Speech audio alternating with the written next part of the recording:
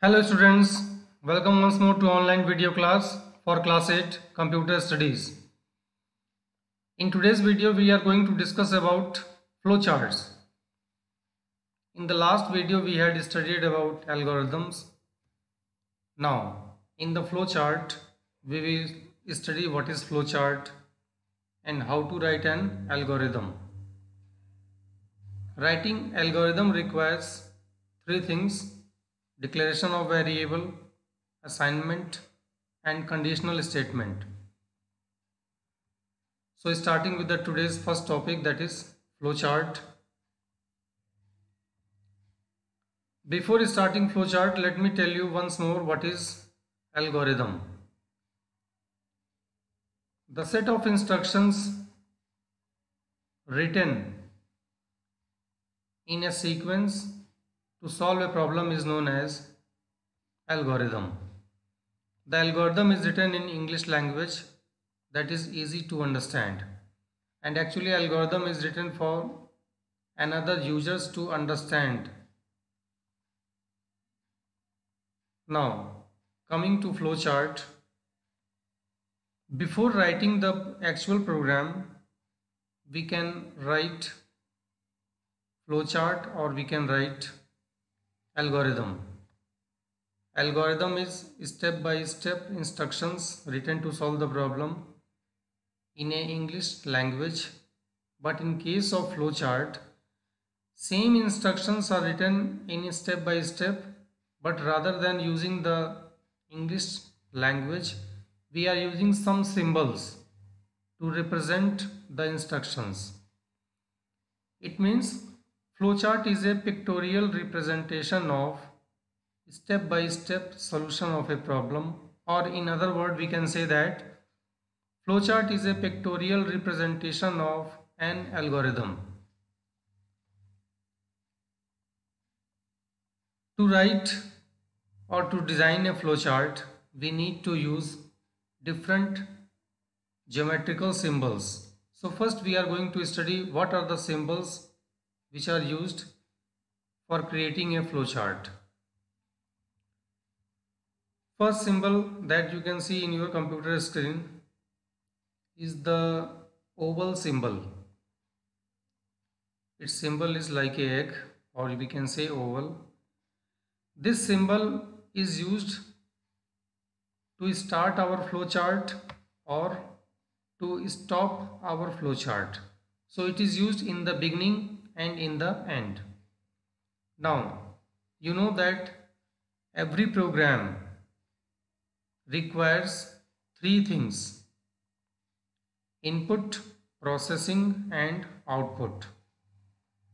Input means we need to store the data or we need to accept the data from the user. Processing means to solve the problem we need to write some logical steps or some formula is written, that is processing. And output means we need to display the result for the users. So input and output, both these activities can be represented using parallelogram symbol. You are familiar with the parallelogram symbol. In mathematics you have studied what is parallelogram. But when we are using parallelogram symbol in a flowchart, it means either we can take input or we can display the output using the same symbol. Now for processing work or for calculation or for writing some formula, we should use rectangle symbol, that is used for processing. Now sometimes our program has to take decision whether to execute one set of statement or to execute another set of statement. Sometimes two options are given and the program has to decide or take decision whether to run first option or whether to run second option. In some cases we have more than two options.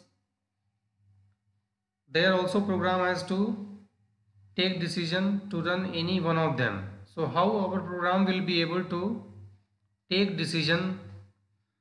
For taking decision, we are using the diamond symbol, that is known as decision box. So inside the decision box or diamond symbol, we are writing the condition, and according to the condition, result of the condition can be either true or false. So when it is true, it will go in one direction. When it is false, it will go in another direction. Now, flow lines are also used for designing a flow chart. Flow lines can have arrows in all the four directions: up, not up.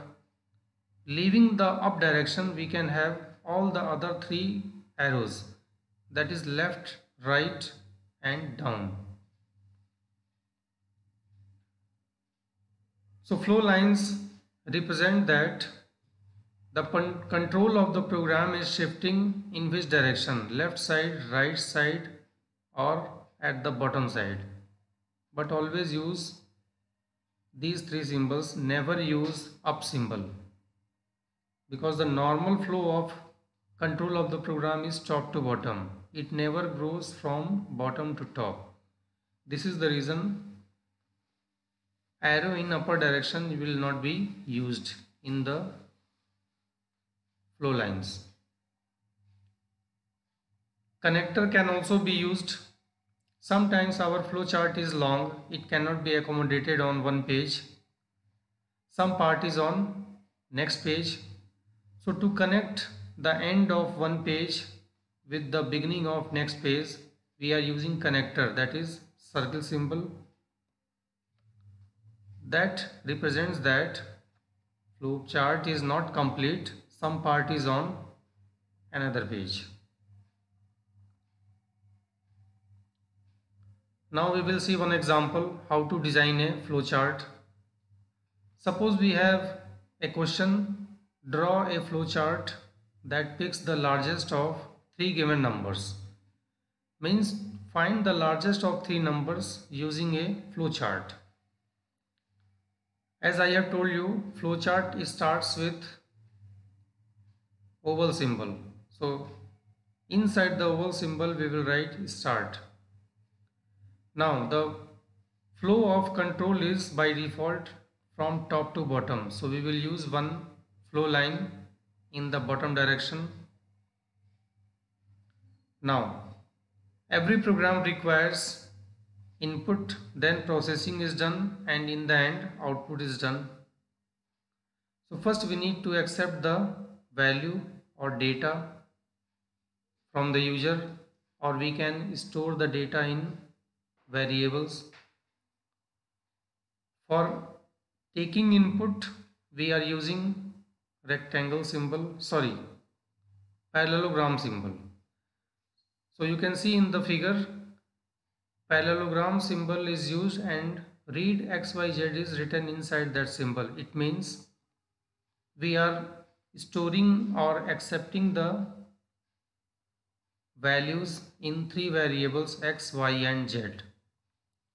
Because our question is to accept three numbers, so three numbers will be stored in X, Y and Z, three variables. Now we are not sure which one is larger. Our objective is to find the largest of these three. Now after taking input, we need to write the processing work or logical steps. To find the largest of three numbers, first we need to compare first two numbers, that is X and Y. We will try to find which is larger between X and Y. For that reason, we are using a decision box here, diamond symbol. Inside that symbol, condition is written, is X greater than Y. So program or computer will check whether X is greater than Y or not. It has two results. Answer can be yes or it can be no. Suppose the answer is X greater than Y is yes. it means x is larger between x and y. Now we will not think about y. So in this case, control will transfer to left side, that is yes direction. Now between x and z, we need to find which one is larger. So in x direction, when it goes to left side, again we have a decision box. Here we are checking whether x is more than z. Here also we will get two results. Answer can be yes or no. When it is yes, then it will go in left direction. When it is no, then it will go in right direction. Going to left direction, that is S, it means x is larger between x and z. So we will get the answer that x is the largest of these three numbers. So we will simply print a message or display the result. For displaying the result, again we are using parallelogram symbol. So inside that we can display the largest number is x. But suppose x is not more than z, it means z is more than x. Then it will go to no direction. And here we will print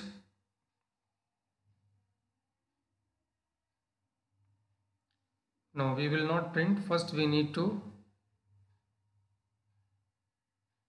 yes, okay, between x and z, when x is not larger, it means z is larger, so it will go in no direction and it will print the result largest number is z.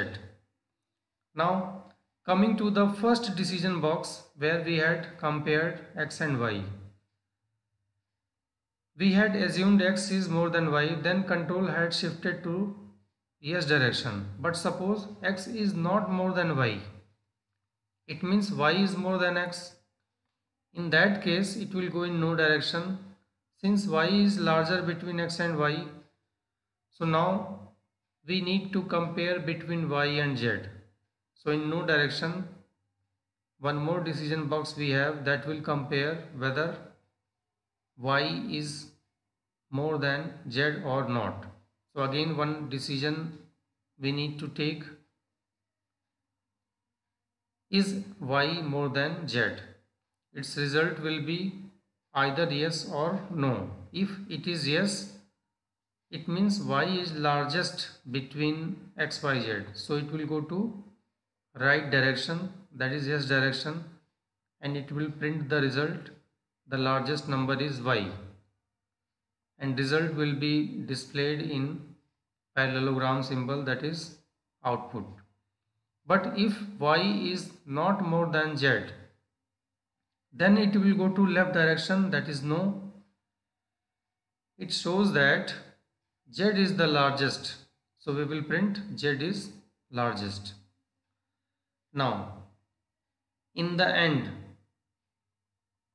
we will get either of these three results. X is largest, y is largest, z is largest.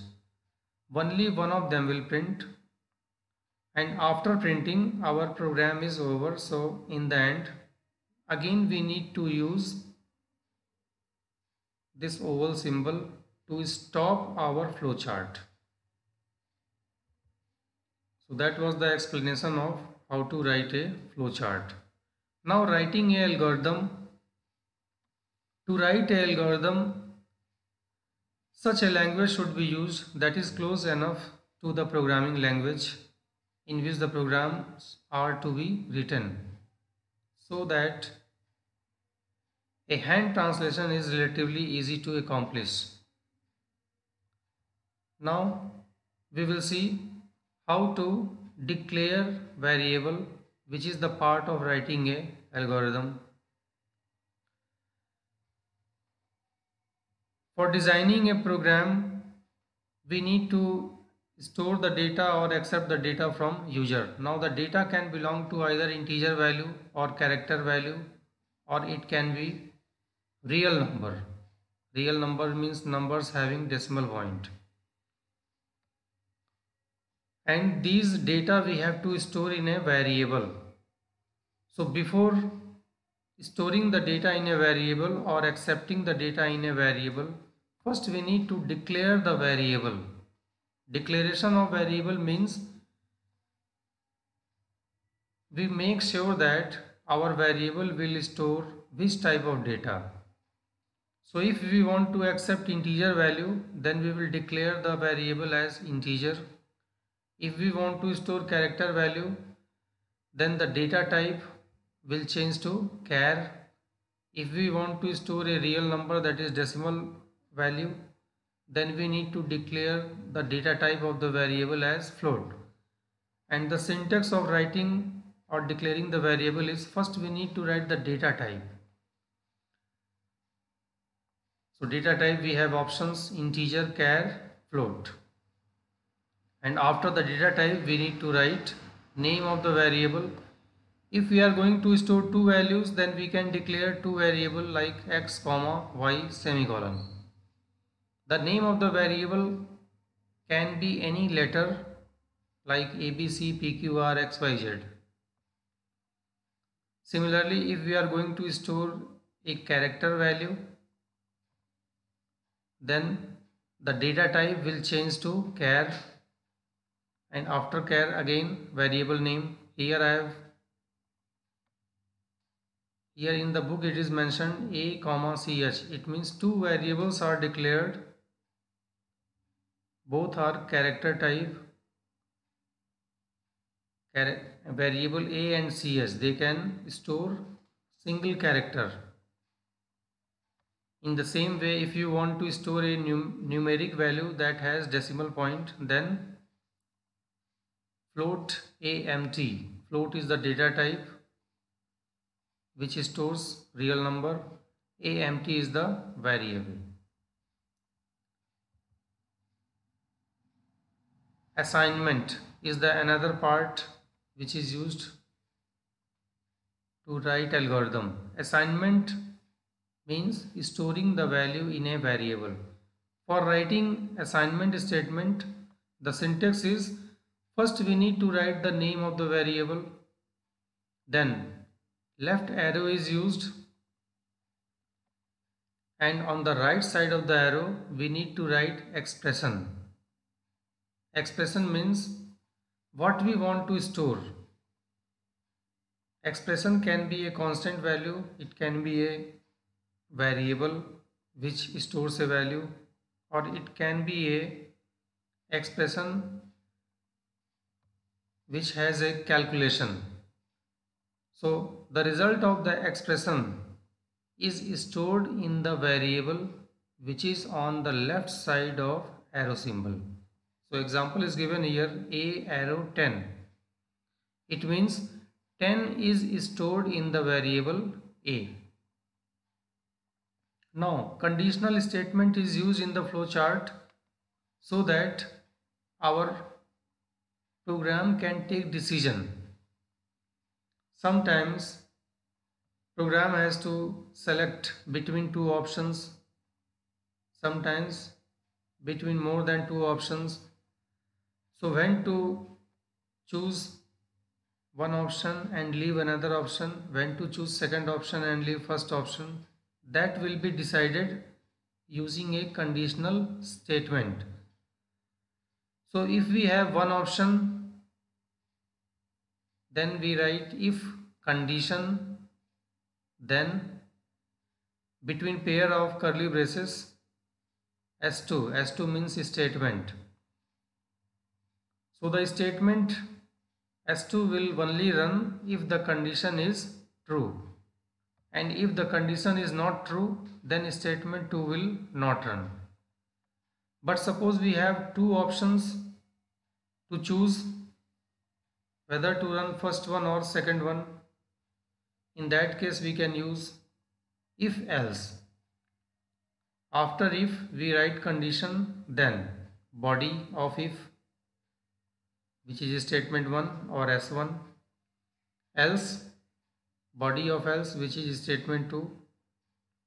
So when the condition is true, then statement 1 will run and else will not run. It means statement 2 will not run. When the condition is false, then statement 1 will not run, and in that case statement 2 will run. It means if else is used in such a case when out of two options we need to execute only one of them.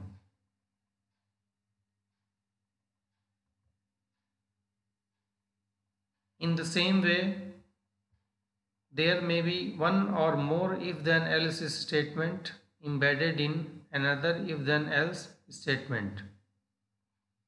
Another conditional statement is case, which allows one to easily distinguish between several alternatives without using multiple if-else statements. It has the following form: case, then body of the case has a pair of statements inside pair of braces. Inside the body of the case we have condition 1, condition 2, like this. A number of conditions can be written, and after the condition we have statement 1, statement 2, like this. We can have many statements. So if condition 1 is true, then statement 1 will run and other statements will not run. Similarly, if condition 2 is true, then statement 2 will run. So like this, all the conditions will be checked. Whichever condition is true, the statement related with that condition will run. Suppose all the conditions are false from condition 1 to condition n. It means from S1 to Sn, no statement will run, then the last else will run. And in the last else, statement n plus 1 will run.